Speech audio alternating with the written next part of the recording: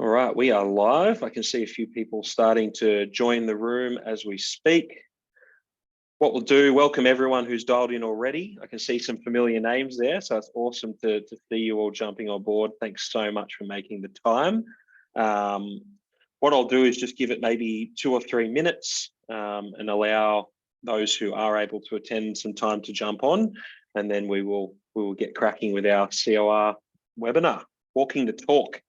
A fun topic. We've got Nathan here as well from holding Redlich. It's going to be I think it's going to be a good hour. Hopefully we'll keep you entertained and engaged over that time. Got already a heap joining, which is awesome to see. Got a real mix of people joining us today, Nathan. We've got carriers and consigners. I'm seeing some service providers and auditors joining. I actually bought a few extra tickets, Dave, and I've scalped them and sold them for a profit. Lovely. Why not? Why didn't I think to do that? It's a really good mix. It's awesome to see. Saw a couple of insurance brokers on the list. Always good to see our service providers learning a little bit about what our carriers and our consigners are dealing with day to day when it comes to safety and compliance. Brilliant. Just give it a couple more minutes before we get cracking. Not bad. 2 o'clock on a Thursday afternoon, entertaining hour of power and then back into things. Always appreciate when people are able to join these sorts of sessions in our industry. It doesn't really sound like there's ever really a dull moment when it comes to logistics. So thank you again, everybody, for jumping on and giving us an hour of your time. While we're waiting for people to join, I'll just, I guess, share a couple of housekeeping things. We are recording this session, and for your attendance, we'll be happy to provide that, as well as a copy of some of the slides we'll be sharing after the fact. We're going to have some polls during the session today as well, so please, we'd love your interaction and engagement. Give Nathan and myself some insights into who's who in the room and where you're at when it comes to chain of responsibility. If you have any questions throughout the session, you will see a Q&A button at the bottom of your Zoom screen. Please feel free to use that at any time to submit questions to myself or Nathan, and we'll endeavour to get to them either at the time, if it's appropriate for what we're speaking about, and we'll have a sort of more formal Q&A session at the end. Just for everyone's benefit, no one else will be able to see the question you've submitted. So, feel free to ask whatever you like, within reason. I can see a few people in this attendee list that will go ahead and exploit that, I'm sure. But yeah, please feel free to ask us any questions. If you've got any questions that you'd specifically like us to address, maybe off the webinar, then we're also happy for you to reach out directly after the fact. As we understand it can be an interesting and sometimes touchy subject.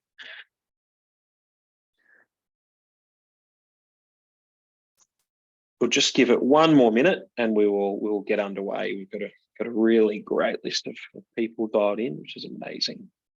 We'll just give it till 2:04. But we've got plenty of content to go through. I've got some hard-hitting questions to ask Nathan, so we won't delay too much longer.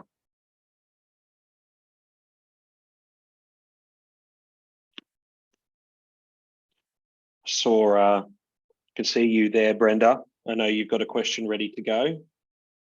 Lucky enough to go out and visit Brenda this morning out in Murarrie. She's already told me she's got a good question for us. So I expect at least one question, Nate, before the end of this before the end of the hour. And I'm assuming that thumbs up come from her too. Awesome. It's 2:04, so let's get cracking.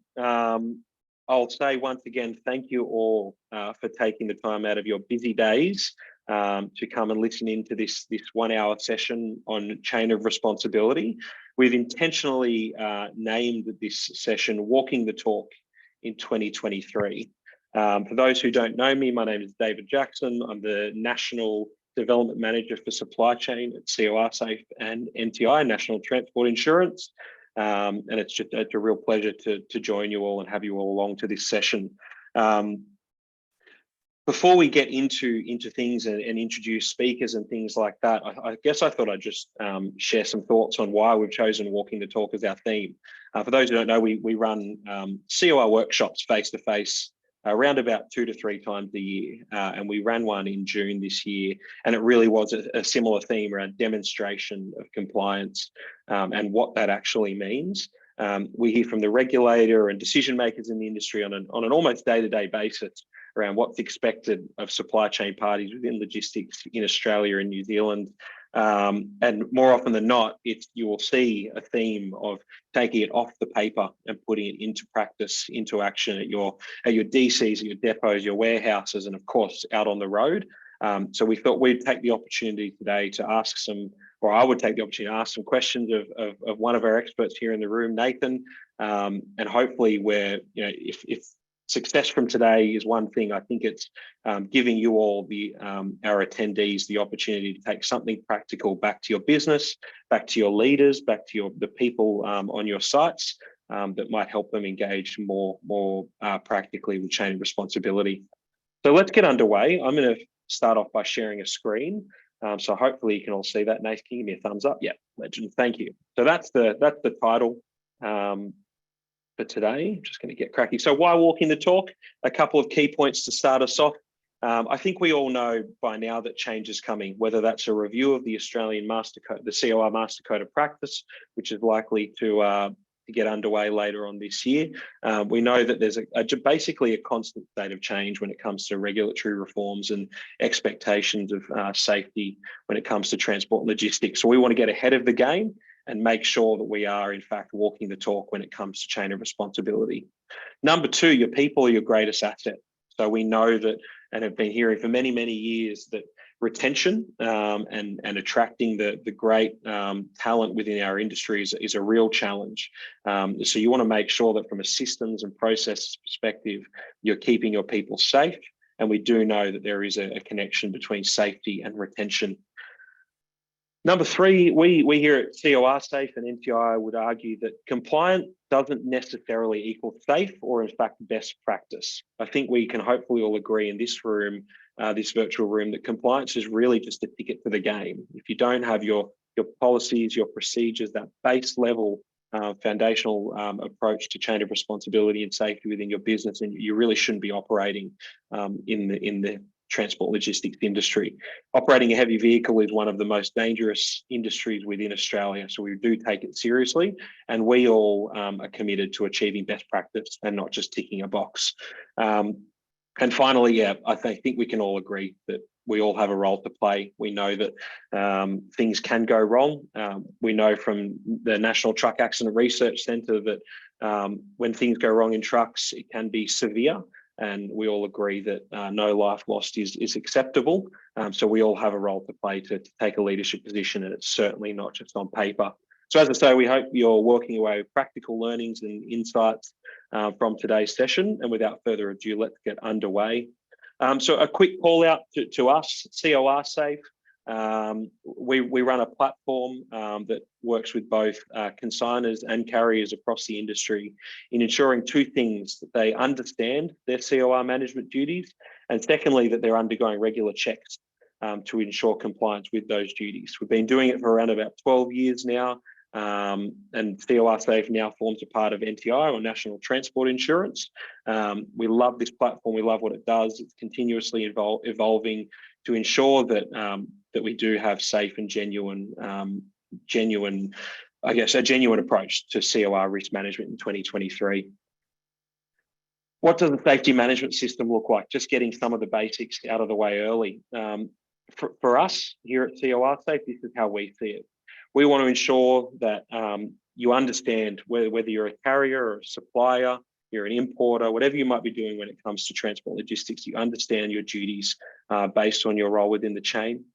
Number 2, based on that understanding, you do document that standard. So we hear from Belinda Hughes and the Heavy Vehicle Regulator that if it's not documented, it may as well not exist. So we want to make sure that it's clearly documented for all to see, both within your 4 walls and outside of those 4 walls. We want to ensure that your people, whether they are at the coalface, and your frontline staff, whether it's management or in fact senior leadership, are trained to that standard. And finally, that you monitor, manage, respond, and improve to that standard and any learnings across your chain. And that you are, in fact, taking a partnership approach, not a one-eyed selfish approach to managing safety within your business. So that's what we're all about at CoRsafe. And before I introduce Nathan, what we thought we might do is start off with a quick poll. I know I said that we'd get into it straight away. So what I wanted to do for everybody, and you'll see this appear on your screen shortly, is get a gauge of how confident you are within your own business that COR is truly managed. Right, within your supply chain, within the business that you're representing or responsible for. These polls are completely anonymous, but I guess I just wanted to get a gauge of where you feel you're at, and that maybe helps us tailor some of the conversation today. And we're going to ask just to give you an insight, we're going to ask the exact same question at the end of the webinar to see if your perception has changed. So I'm going to launch that now. Hopefully it appears. Nath, can you see that? Yeah, cool. So we'll give everyone 30 seconds to respond. It's completely anonymous. All I'm seeing is the percentage of people that are either extremely confident, very confident. Maybe there's some that are concerned or very concerned. And as I say, this just helps us get an idea of how we might position some of our conversations today around chain of responsibility. Brilliant participation rate. Thank you so much for that. Early insight, I'm seeing a really big number in very confident, which is amazing. Seeing a pretty small number in extremely confident, which I would say is just as amazing. I'll tell you, if I go out to visit a transport operator or a consignor customer of ours that thinks they've got absolutely everything squared away, I get more concerned than those that are telling me that they've got some things to work on. So that's brilliant. So about a 70% response rate. I'm going to share the result just for us to all have a quick look. So you'll see 56% of our respondents felt that they felt very confident that COR is well managed in the business currently. There's some in that not so confident and concerned range, and that's absolutely fine. That's why we're here today. That's why we're here to learn and maybe share some stories along the way about how we can do a little better. Thanks so much for participating in that. So I'd love now I'm going to move past that one and introduce our guest speaker. So Nathan, thank you so much for joining us today, mate. Nathan, for those who don't know, and I would imagine that a vast number of you do, and it's probably why you're here today, he's a partner for transport, shipping and logistics at Holding Redlich. He has a wealth of knowledge when it comes to all things chain of responsibility and compliance. Have had the privilege of knowing Nathan for a number of years now in our various interactions with industry. He works with some of our customers and in fact, plenty of others that aren't clients of ours in things like incident investigation and response. Works in the regulatory action space as well, representing a number of supply chain parties who need a bit of support. He's also a board member of CoRsafe. So he walks the talk as well and gets his hands dirty when it comes to industry in working with a really obviously fantastic safety scheme that's available and sort of run and endorsed by industry as well. So he's a partner of ours as well. We're really privileged to work with him. He speaks at almost every single one of our client workshops on what's happening out there when it comes to chain of responsibility in the industry. So welcome, Nathan. Thanks so much for joining us today. Thank you, Dave. Thank you very much for the intro. Not a problem at all. So we're going to have an honest conversation. We're going to have some back and forth. We'll share some slides along the way. But mate, I thought I might just give you the sort of a 1-minute opportunity to introduce yourself to us all and tell us a little bit about your story of how you got to where you are today, if that's all right. Excellent. You didn't tell me we're going to have an honest conversation, Dave. So that's a worry. Look, COR was one of the very first things I did as a baby lawyer, which was probably 20 or 21 years ago now. So the laws were just coming in and BlueScope was a client and they wanted to know about them. So we gave, one of the first things I did was give a comprehensive advice to BlueScope on what these new laws meant, how you had to run your sites, what you had to do to meet them. And ever since then, it's been a part of my work to the extent that it's probably a very, very large chunk of my work now. And then something that really personally got me into it was my dad, before he passed away, was a truck driver. So he's operating in one of the most dangerous jobs in the world. He was operating for a really large company in Australia. And I asked him one day, after the COR laws had been in place for a number of years, Dad, what does your business do about COR? What do they tell you about it? What have you been trained in? And he looked at me and sort of went, what? Like COR, like I know my job list, I know where I'm taking my stuff. Is that what you mean? And I said, it's not even close. And it was really eye-opening and he was acting for a big national business, and their COR awareness, at least of their drivers, was absolutely zero. So that showed to me the importance of making sure that people are actually, hearing about this on the ground, and made me a little bit more passionate about it. Right, brilliant, amazing. And I think that's a really good point you raise. And I guess you're every day of the week dealing with supply chain parties, whether they be carriers or consigners or somewhere in between those two, in sort of helping them support their journey on safety and compliance, and why we're really privileged to have you here to, I guess, give a practical view on where carriers and supply chain parties do often go wrong, but also where they've seen success. But I thought I might start with a really baseline question, and a broad one at that. So I'll let you run with it. But in your mind, what does practical COR risk management look like in 2023? Yep. So I like the practical element of that, because at the end of the day, that's what it has to be. So this will probably be a recurring theme as we chat today. But if you're not sort of getting the rubber on the road, if you're not getting practical safety outcomes, you're not doing it right. So what that means is it's no good getting it right in the office or getting it right in a paper sort of lever arch folder. We have to be practical about it. And how I see it is there's typically two ways that COR goes wrong for businesses. So one is kind of like the rogue business, where the leaders of the business really just don't pay any attention to it. They don't have any regard for it. They don't manage it in their business at all. So that's the complete ignorance of COR. And then the other one, and this is where the practicality comes in, is more where the business is aware of it. They probably do have practices in place. They probably have trained their staff a little bit, but for whatever reason, it's actually not finding grip on the road. So those policies and procedures and that training isn't properly being implemented or understood, or it's not implemented consistently for whatever reason. And that could be because it's drafted poorly, or it's not trained properly, or it's not being checked and people aren't being picked up on it. But really, that's the point, is that COR fails on the ground at the coalface, at that practical level. That's where things go wrong. Right. And I guess if you were looking at those two buckets, how full is each one of them? Like, what's the percentage of bucket one versus bucket two? I think 90% would be business is aware and has in place some practices, but for whatever reason, they're not finding their space out there in the world. Probably Right. only 10% of businesses that aren't doing anything at all. Okay. And they're the ones that get the bigger fines, of course, and we'll talk about a couple of them as we go through. But if you added up all of the fines and all of the dollars that have been spent by other businesses that just aren't managing it quite right on the ground, it would be much higher. And I think that was one of the key learnings from that recent workshop we ran. Hey, mate, like, it was just, all these businesses that have a great looking policy. It's clean as a whistle. It's got all the right things in it, but then something went wrong at the ground and there was no demonstrable implementation. That piece of paper almost became a rod for their own back when it came to trying to prove that they did genuinely care.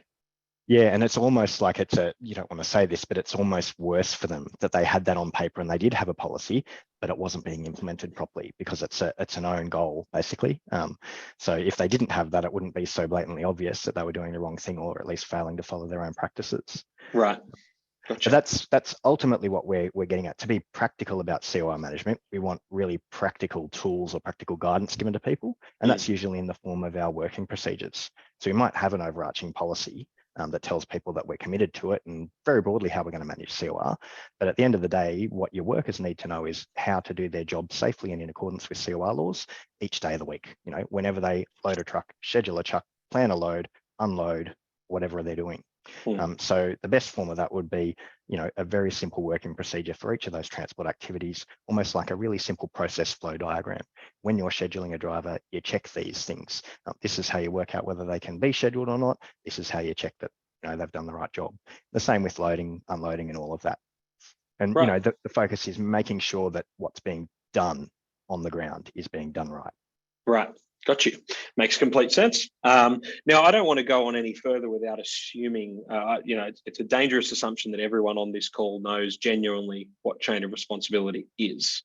Yes, so the litmus test for us here at NTI is, can we talk about NTI around a barbecue?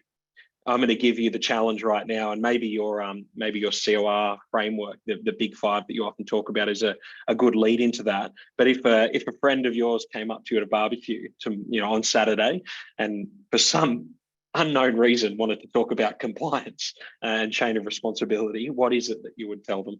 I'd unfriend them first as being too boring. But look, ultimately, it's about ensuring the safety of trucks, drivers, loads, and supply chain activities.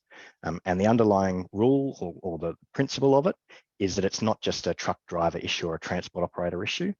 We recognise that the practices and the requirements and what people do or don't do up and down the supply chain can have an adverse or a positive effect on road safety. So we're really just recognising that, and we're saying everyone has a role to play because they are a link in the chain. And so there's an overriding duty on everyone to make sure that their transport activities are conducted safely. Right. Got you. And that, from what I understand, has evolved, not necessarily in expectation, but over the years that the law has changed. That's obviously correct, I guess. It has, yeah. So it used to be, if anything went wrong anywhere along the supply chain, everyone is liable and can be hung, drawn and quartered. And that was obviously not quite fair. So they have now changed it to you have a duty to make sure that what you do in your own business and how you interact with other people is done safely. So that when you're conducting a transport activity, it's done safely, or the impact that you're having on someone else isn't going to cause them to be unsafe. Right. Brilliant. So it has changed a little bit. Right. Now, I might share that big five if you could talk our wonderful guests through that, if that's okay. Yeah, of course. Because I know I always get really good feedback from our clients when you talk them through that as a really practical demonstration of what it means. Yep. And we'll probably come back to this, one or two times, but this is how I always approach COR compliance when I'm looking at it for a client. So they're sort of saying, well, look, are we doing it right? This is what I work off because it's easy to work through stages and a pretty picture. So these are the 5 elements, I call it the big 5, that combine to produce a COR compliant business. So you start off on the left there with your policies and procedures. So that's obviously your COR policies and your working procedures. And what I always say is that they're more than just lip service. So it's not just those aspirational policies that say we love COR and we're committed to it. It's really something that gets to the level below that. And it says we've identified that this is what our supply chain looks like. These are the activities we perform. These are the people that we do it with. And this is how we're going to do it safely. Next up comes awareness and training. So that's really socializing those policies and procedures with your workforce and to some extent, maybe even your contractors or your subcontractors. And again, the takeaway is there that it's not just that very first induction COR 101 training. That's informative and it provides some background, but really you want to train people in your working procedures. The most important thing, how do they have to do their job safely every day? And also remembering that you don't just train people once, every now and then they should get a refresher, or if something crops up to say, look, the system's not working or something went wrong, use that as a learning tool and basically springboard off and remind people. Next up, we have our contract management. So, in the supply chain, we're dealing with supply chain partners, every day of the week. And how do we regulate that relationship? How do we set our expectations about what they're going to do COR performance? Who's responsible for what? How we're going to monitor them, and what happens if they don't do their job properly. You do that through your contracts. And those first 3 are set out very clearly in the Heavy Vehicle National Law. This is part of the required COR framework. So if you don't have these, basically you're not doing your job right under the law. The next one is compliance monitoring. So a lot of businesses stop at those first 3. That's really I've designed and I've built my system and it's on paper or it's on my spreadsheet. And then a lot of businesses kind of forget that a bit like kids, occasionally you've got to feed and water them and check that they're going okay. So this is the compliance monitoring stage. This is the feeding and watering stage. So am I checking that people are properly understanding what I've taught them, what I'm requiring? I'm checking that they're doing the right thing. I'm checking that it's actually being effective and it's ideally reducing the level of incidents that we have within our supply chain, and making sure generally that I'm keeping up with the law. And then the final piece of the puzzle is executive reporting. So the exec do have their own independent duty to make sure the business is doing the right thing. And obviously we want the executives to really be driving this sort of safety culture from the top down. Now they can't do that unless we report up to them and say, well, this is what the business is doing and this is how well it's going or how poorly it's going, or these are the areas that need focus. So that's usually what I sort of do. I chunk it down into that when I'm either mapping a COR footprint for someone or trying to identify, what areas that they're doing better or worse in. That's brilliant. And I think this graphic is probably that first checkpoint for all of our friends here that have completed that poll at the start to go, well, am I going, to your point, am I going beyond 3? But am I going beyond, setting contracts, delivering a little bit of training and have a policy and procedural framework? Am I monitoring on an ongoing basis? Am I taking actions and learnings and root cause analyses from my incidents, for instance. And then to your point, am I managing not just down through my staff and my people and out to my supply chain, but also managing up to my executives who have their own specific duties and obligations that they need to be managing. So, hopefully everyone's sitting back and having a little wonder about their, how they stack up against the big five. One of the things that stood out really early on when we first started discussing COR, and even when you were taking us through some cases, it might have been a year and a half ago now, mate, time flies, was that training and awareness piece. And I guess some of the cases that have gone before the courts that demonstrate to me that it's not really just about training your people in handling the scenarios where everything goes right, where you've got a full load and it's just palletized goods and some pretty, rudimentary load restraint practices in place. It's where it's, how do your people within these businesses, whether you're in a DC, a depot, or in an office, handle the exception? How do they handle when something goes just slightly wrong or a slightly more complex load they might not be used to? Are they trained to raise the flag and ask a question?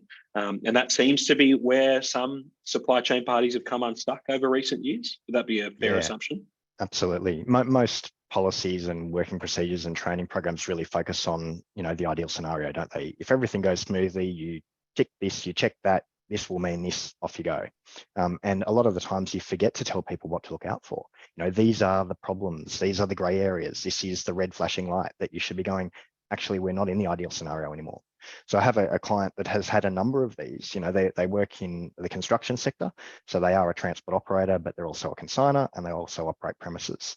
And they're moving heavy, ugly stuff like building rubble. So one example was, typically it's all sorted into its concrete, bitumen, whatever. And they've worked out how much they can load of each particular product onto their trucks through trial and error and testing.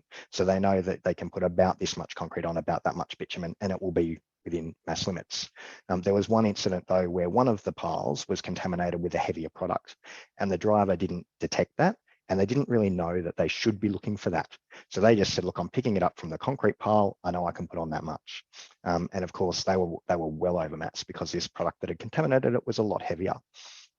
And so that was, they did get picked up, they did get prosecuted. But what we were able to say to the court was, look, we've identified that there was a bit of an oversight here in our training, and we could be and should be teaching people to look out for the worst case scenario. And then it's really, well, what do I identify that is wrong, and then what do I do? How do I escalate it? How do I deal with it? Rather than just merrily going on my way and following that working procedure. So it's a really important lesson, and you do see a lot of businesses come unstuck there, where they do have at face value the appropriate working practice and the appropriate instructions, but you do have to train your staff to know when there's a problem and when they need to call a friend for help. No, that's a brilliant insight, mate. Now we have obviously a very diverse virtual room here today. So for everyone's benefit, as I mentioned earlier, we've got some service providers in the room, some real great technical experts. We have a bunch of carriers and businesses that own heavy vehicles and operate heavy vehicles on a daily basis, as well as some manufacturers and consigners. Now, the thing that I probably hear most over the years that I've been involved in the industry and with NTI is I guess at times lack of cooperation between all of the parties within the chain on looking to achieve safe outcomes. That's really what we're all here for. So I guess I was wanting to pick your brains a little bit on how you think we can work together as carrier, consigner, and so on and so forth to get good, safe outcomes. So if I'm a consigner and I'm putting a contract out to tender or whatever it may be, how can we be working together to achieve these safe outcomes? Yeah. So the first important point to note is that it's not just an ideal situation where we'd be working together. We're required to work together under the COR laws. So it is a shared safety duty. And so much of what you do is going to be interlocked with your supply chain partners. The best example I give is that a lot of businesses, consigner businesses, will operate the premises at which trucks come and go, and they will load onto their transport companies' trucks their goods. So they're obviously having an impact on things like load restraint, dimension, and mass management. So there is a shared duty, and because it's basically a shared transport activity. So the how we should interact with each other, or the most important thing, and it seems really stupid and simple, is to have discussions about these things. So whenever there is that overlap where you say, look, this is something that we're both responsible for, we're both conducting together, identify that as basically a COR touch point and say, okay, how do we manage that process? So what's your role in it? What's my role in it? And who's going to check that it's being done right? And then if we do have that situation crop up where something is going wrong, what do we do to fix it? And so a really a good example was a case a while ago now, but it was for Remondis, which was a waste company.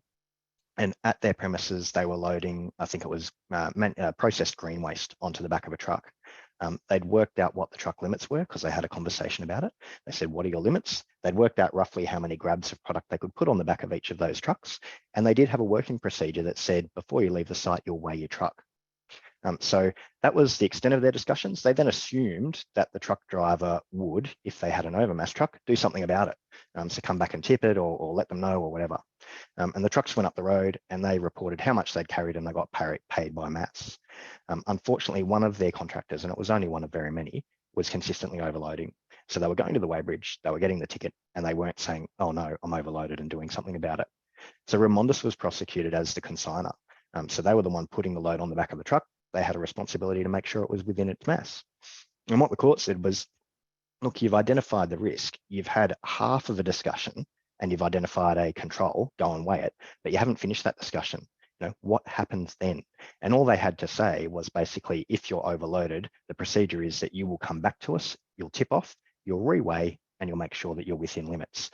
And then all they had to do was occasionally check that that was being followed. Unfortunately, they were paying people on their dockets when they were obviously overloaded, and they weren't identifying that.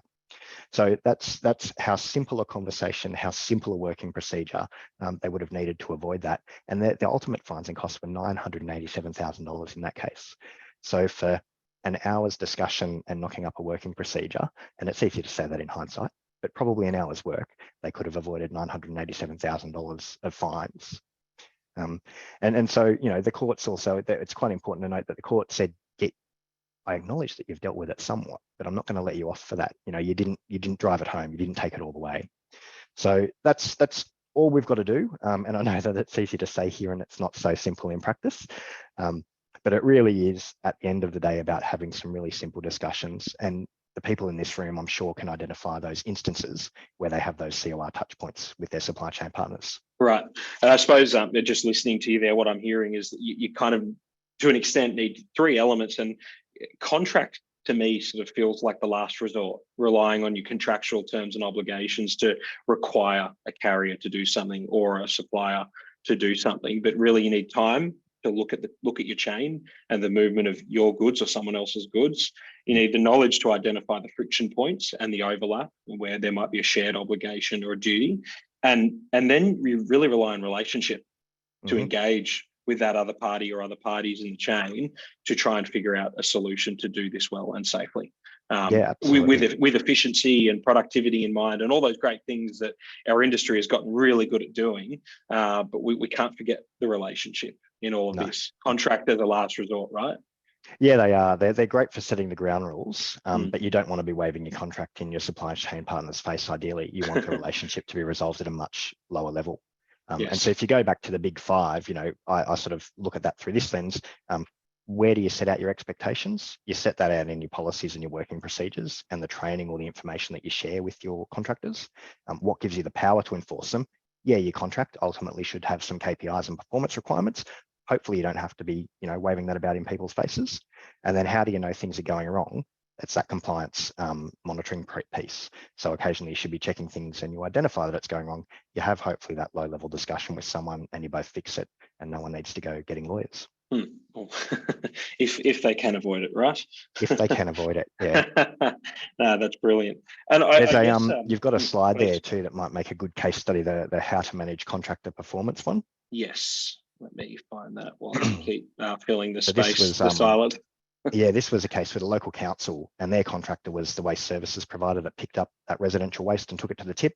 and it's weighed when they take it to the tip. So it's very easy to work out whether they're over mass. Now, to try and manage the expectation and all of that, the council shared information with the contractor during the tender process and said, this is how much waste we have. This is how it changes through the year. So this is all the information we can provide with to you so that you can design your routes so that your trucks can pick up how much they need to and not go over. So they set out the expectations and they worked with their tenderer to give them the information needed. They then had that compliance monitoring piece in place. So they would check the weighbridge receipts as against the truck register every now and then, and the council identified that some of the trucks are being overloaded. So they didn't go waving their contract about. What they did is had a chat with them and said, look, we're over mass. That's my problem and it's your problem. How are we going to fix that?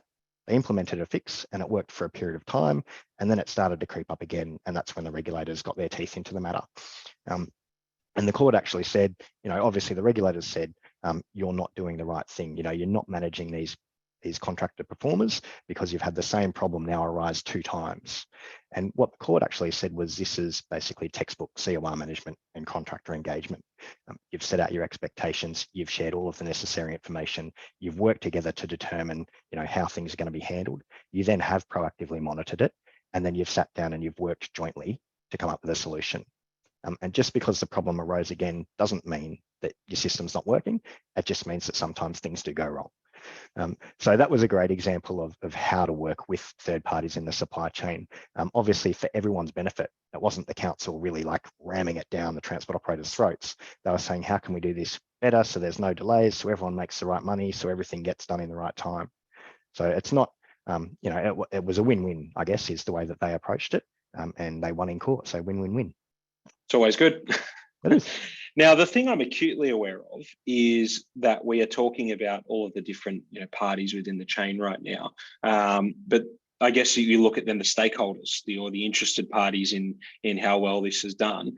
The most obvious one in all of this is the National Heavy Vehicle Regulator and our courts that are working hand in hand almost to teach us and demonstrate what is expected. And the NHVR commended for their participation in industry, from the top to the bottom, Sal, all the way through to the prosecutors and the like. They get out in industry, they tell stories. They also work really hard in the courts to get outcomes that teach at both a general and a specific deterrent level, which they've talked to us about it at recent workshops. And so, a shout out also to those who have dialed into this for their participation and cooperation with us and industry in this. I was wondering, Nate, you've talked recently to our customers about their role and their expectations, or what you feel they're looking for when working through an incident or a case, because we know COR doesn't require a specific incident to occur.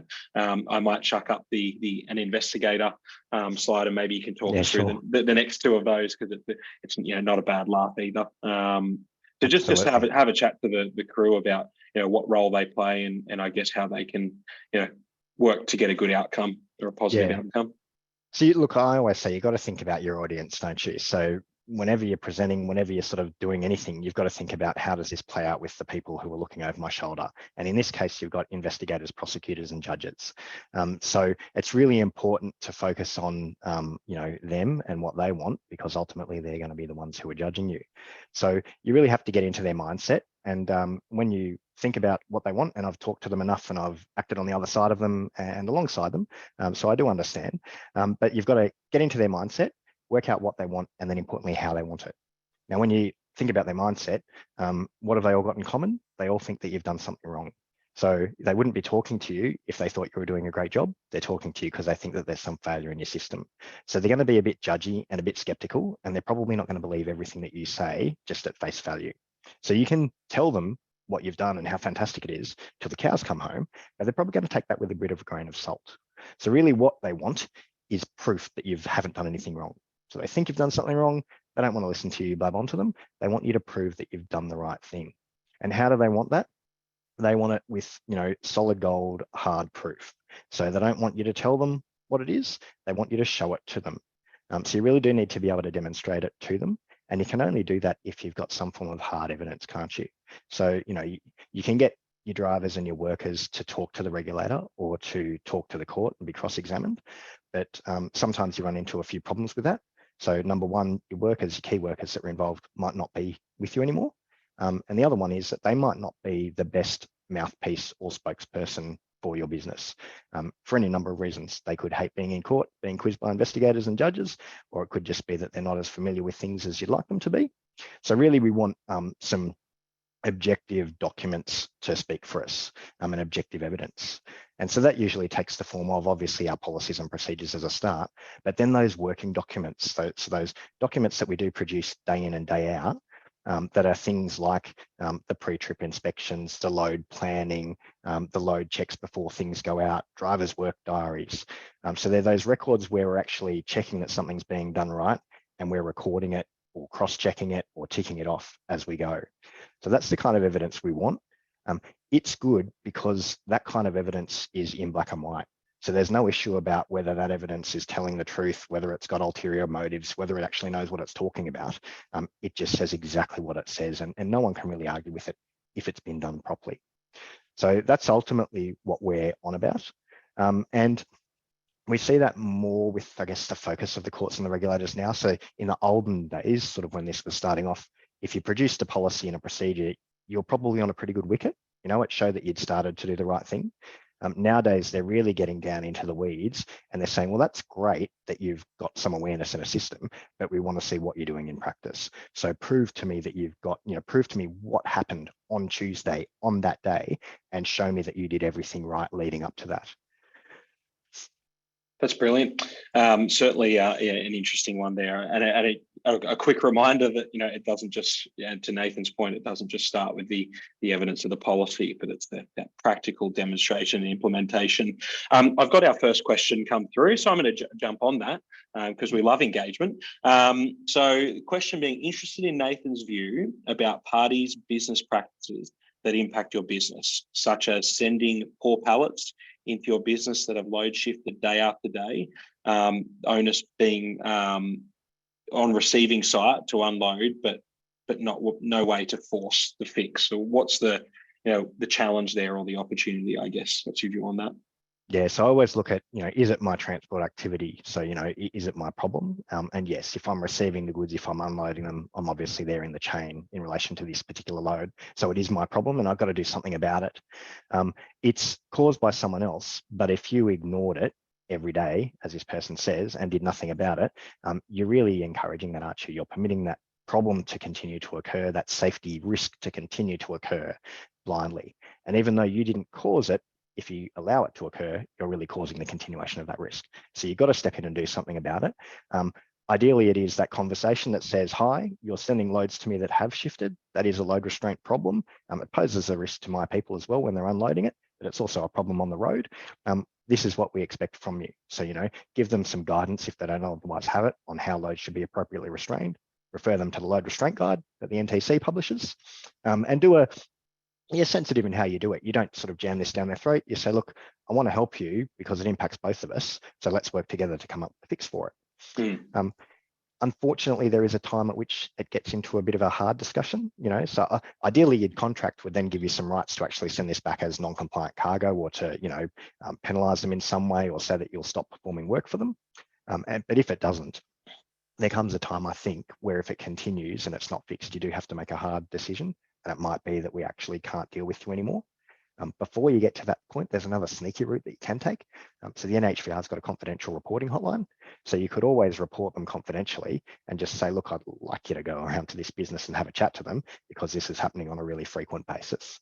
And sometimes that friendly little chat can be enough to give some people motivation if your discussions with them haven't worked already. I mean, it's a challenging one as well. I mean, the core of this question is a bit of a hot button topic at the moment around pallet quality as well, and what the role is of the pallet providers. Though when I talk to some carriers and warehouse managers and the like, that they're employing full-time roles, sorting through and sorting out the pallets that have lost their structural integrity or been water damaged and things like that. So even getting buy-in at that level to ensure that appropriate load restraint, such as pallets, are issued to move goods. Yeah, absolutely. And there'll be a section in the load restraint guide on pallets and on the appropriate selection of material and their structural integrity. There's also the NHVR's got a guide on what you do when non-compliant loads arrive at your doorstep. and how you push back on that. And then the NHVR is also releasing some information sheets on practical issues like dunnage at the moment. So this counts as dunnage. They've now got a guidance sheet on dunnage and what appropriate dunnage is. So if you provide some of those sorts of resources to your counterpart and have that constructive discussion with them, hopefully you make some headway. Great. And look, here we go. Answering one question has brought them in thick and fast. So let's carry on. Why not? So if a truck comes onto your site overloaded, should you unload it or send them back on the road overloaded? What are the implications to both parties? Yeah, look, as a general response, I would say you would, if you can possibly unload it safely, never send it back. So if you have an acknowledged unsafe load here, do you want to put that back out onto the road where it's going to be unsafe for everyone else? And the answer is no, if you can safely unload it. So the NHVR does have a guidance note on this, and they say, look, you do a bit of a risk assessment. Does it pose a risk of injury to your people? And if it does, is there something else you can do? So could you park it up somewhere and get whoever sent it to come out and deal with it, on your site? And that way your people aren't at risk. It's really as a last resort that you'd reject it. I know a lot of people have a blanket policy. If something turns up wrong, I just reject it and I send it back out, and they think that's getting the problem off their site and off their plate. And in fact, it's not, because you're just putting that unsafe truck back out there. Right. So it really takes a little bit of cooperation. I mean, that receiving site needs to take a bit of a risk assessment themselves. And Nathan's kind of summed it up well in our chat, sort of saying carriers at times find themselves in the middle of all of this. That they might have, pulled up, have a load. That the sending site does the loading and the restraint. They deliver it, and then the receiving site isn't happy with how it's been delivered.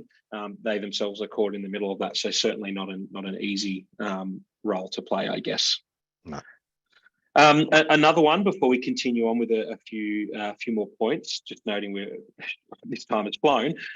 We've got another question. We do random checks of 3PL and supplier inbound and outbound freight, including a visual check that the driver's license is in date and valid for the vehicle class. How do we check that a license that has been issued overseas meets the standard for the vehicle that they are driving? Yikes. In particular, when the law of overseas driving qualifications is changing in New South Wales, at least at the moment. So look, again, as a very, very general response, I always go back to what are my transport activities? So you're responsible for the safety of your transport activities. Are you engaging the drivers and are you operating those trucks? And if the answer is no, then the driving and the scheduling and the licensing of those drivers is probably not your transport activity. Your activity is operating your site nicely, giving them information about the cargo. And yeah, it does extend to giving a little bit of a look over things that turn up at your site for any sort of red flashing lights that say this is unsafe. But I would probably say checking drivers' licenses and checking their drivers' work diaries, checking their maintenance records, getting under the hood and doing an oil dipstick test is probably going to, or not too far, but you're probably not required to go that far. If you want to do that, you can, but you may not have to. So I'd start by asking that question, really, do you have to go that far? Do you want to go that far? Because it is probably something that is technically beyond your expertise, which is shown there in the question, because you don't know what the overseas requirements are or the licensing requirements. So look, if it is beyond your expertise, you don't have to become an expert in it, and you don't have to manage someone else's transport activity for them. So what I would ordinarily do is I would ask those sorts of questions in my due diligence screening of my transport operators before I start a business with them. And I'd say, well, what's your system that you have in place to make sure your drivers are appropriately licensed? And if you think they've got a lot of overseas qualified drivers, including overseas qualifications occurring over here. And if they give you a response that looks at face value and gut level to be about right, you're probably safe to continue using them, at least until something goes haywire and you find out that their driver is unlicensed and unqualified. That's brilliant. Certainly, we're touching on some interesting topics here, and not the first time I've heard concerns around that. One question I wanted to ask you, Nathan, before we throw it back out to Q&A, I guess, is that there's still we're in 2023. Still a pretty strong misconception out there that the carrier is the only one responsible for chain of responsibility. And I think it's been demonstrated well, even in the chat and the questions received so far, that belief is not necessarily the case for most people in this room.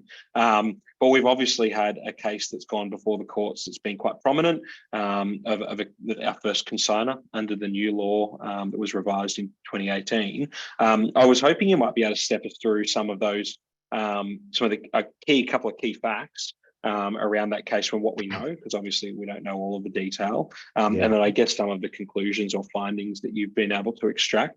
We obviously have a great number of consigners in the room, so it'd be awesome if you could talk us through that before we throw open to some more questions to wrap it up. Yeah, sure. I think you've got a slide up there too, which has a little summary of what we know of the case. I do. All the details aren't reported, but it's basically a rerun of the Futurewood case from, God knows, 2014 or something. If anyone, most people have probably heard of that name if you've worked in the area for a while. So it was an Australian importer and consigner of goods. They're a consigner because they were ordering the trucking company to go and pick up their goods from the warehouse. These were goods in a shipping container, and they hadn't been appropriately restrained within the shipping container. So there's a couple of issues that immediately spring up there. These are goods that have come from overseas that have been packed and restrained by someone else who's foreign, and they're in a shipping container and no one can see what's inside it.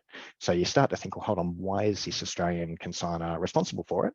And the answer is because A, they're putting that load out on the road. They're asking for it to be picked up. And also B, they're really the first person in Australia who's taking any ownership or possession of that. So they are the ones who are held responsible under the law. So the truck rolled over at an intersection, I think, or at a roundabout. Fortunately, no one was injured or died, and they were charged with some pretty significant offences there. You can see up on the screen with big maximum penalties. They pleaded guilty, and what the problems were, and this is identified by the regulator, is that they did have in place a COR compliance policy, but they failed to implement it in this case. So whatever practices they'd said they were going to do, they didn't do. So own goal there at the start. And then these are really the things that came out of that Futurewood case years ago.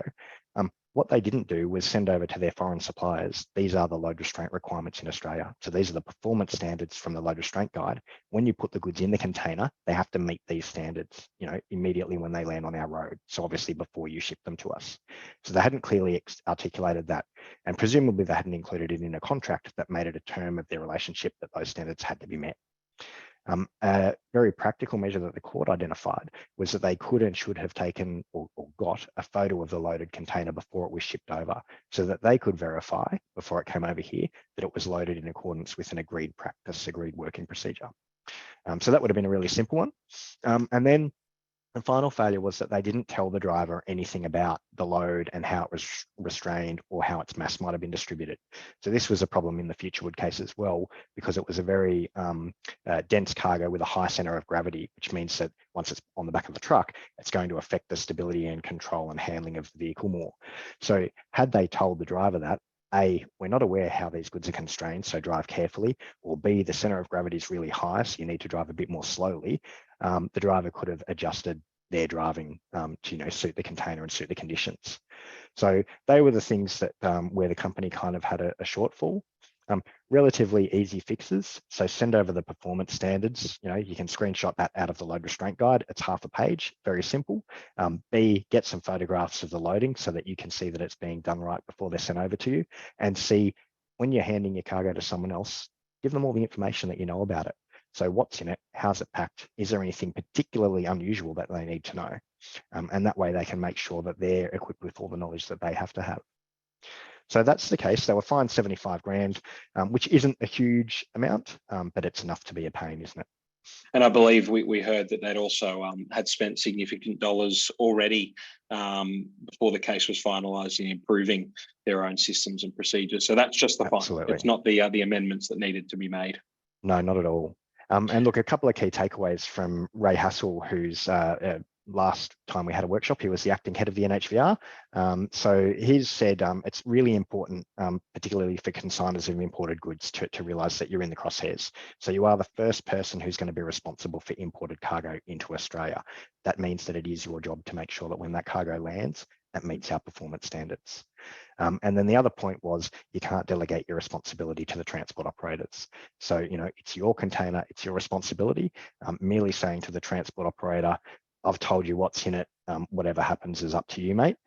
Or even saying that to your supplier, well, it was my foreign supplier from France, it's really not my problem, isn't going to fly in front of the courts, unfortunately. And so, yeah, some key learnings there. Hey, and I guess, to raise Ray's point that he made in the room last time we all caught up, this is a significant case. A consigner finally, I guess, being held to account for a safety risk, and this incident did occur at a pedestrian crossing, and I believe that what we heard was that the court basically felt they were just lucky that there was no one on that pedestrian crossing at the time. So it is obviously a really important but really challenging one to manage, given that you can't open that container when it arrives. Yeah, it really goes back to one of your first questions, though, and that's how do we work together? How do you manage the input of the third parties in your supply chain? Absolutely. And again, when you look at those solutions that the court took them through, they're really simple, really practical measures.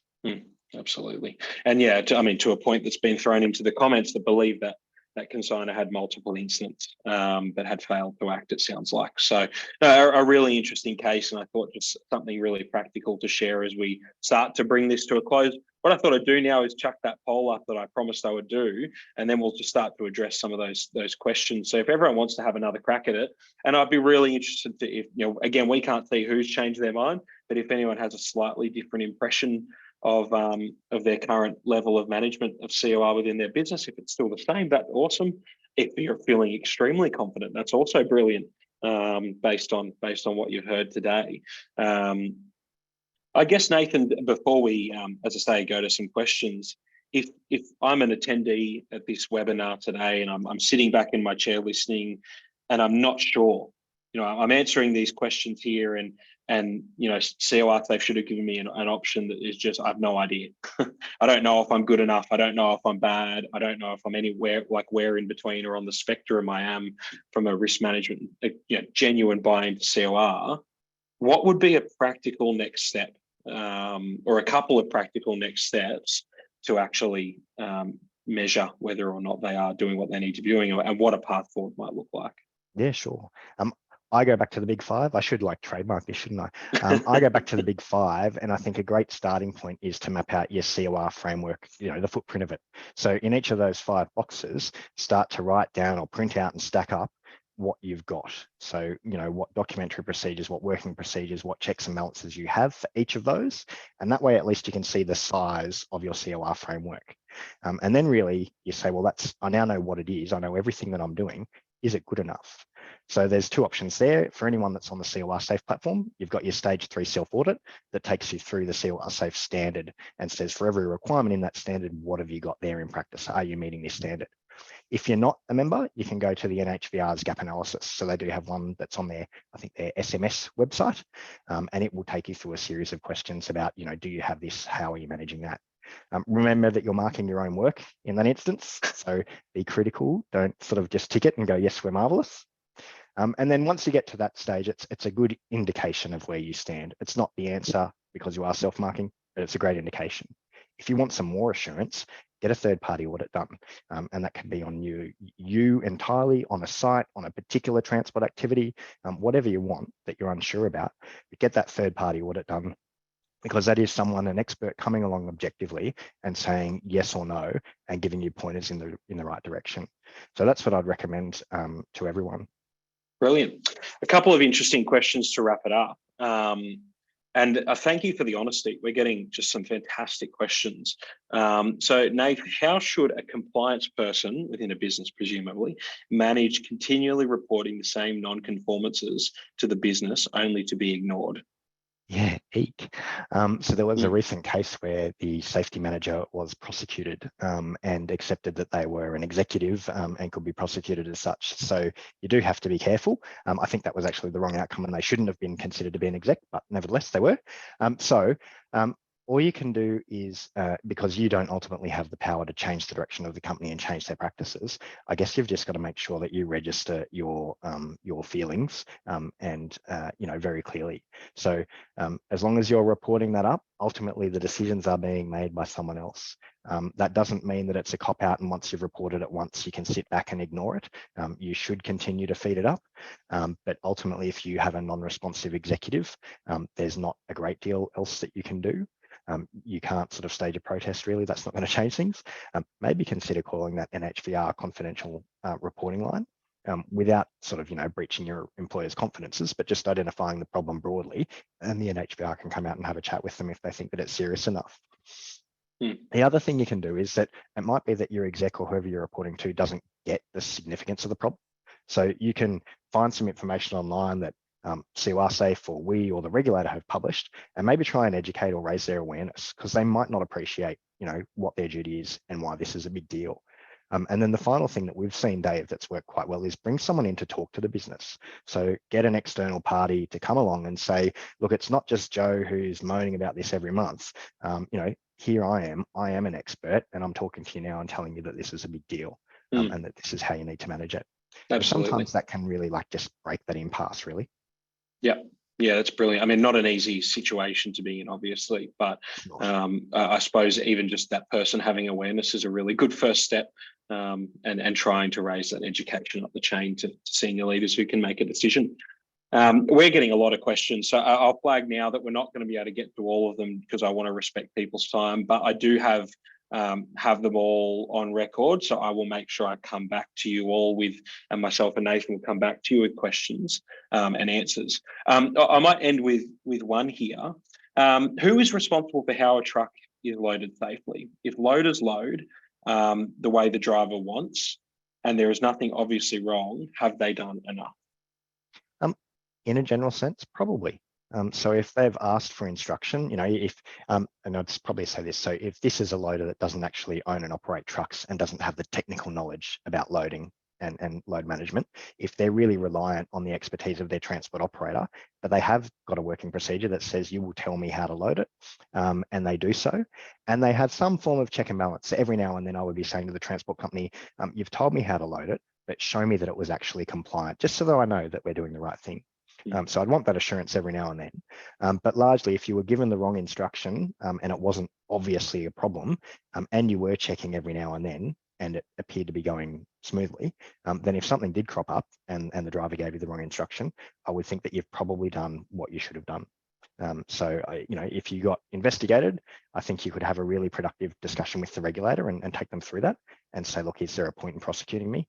And maybe you can sort of discuss some extra measures that you could implement with them. But otherwise, if you were with the court, I think you've had a reasonable chance of convincing them that you were doing the right thing. Absolutely.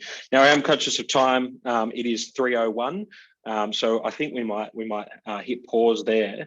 For anyone that is wanting to reflect on their own level of compliance or where they might be on their COR journey, we'll put a shout out there that please feel free to reach out. We obviously, between Nathan and Holding Redlich and CoRsafe and the team within the business I represent, we'd love to help. We'd love to give you a gap analysis or a bit of a health check into how things are running at the moment within your own business and your own supply chain. But it's, I guess, having the courage to ask the question of yourself and your own systems before you can genuinely improve. So I will flag that we'll be sending out, as mentioned, a copy of this webinar and some slides to follow. And if you've got any questions, any further questions, please send them on through.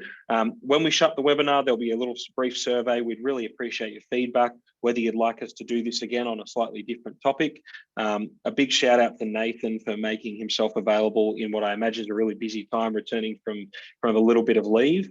Thank you for your expertise and your insights. And to everyone who took the time to join us, I hope you found it productive and educational. And as I say, please feel free to reach out if you have any further questions.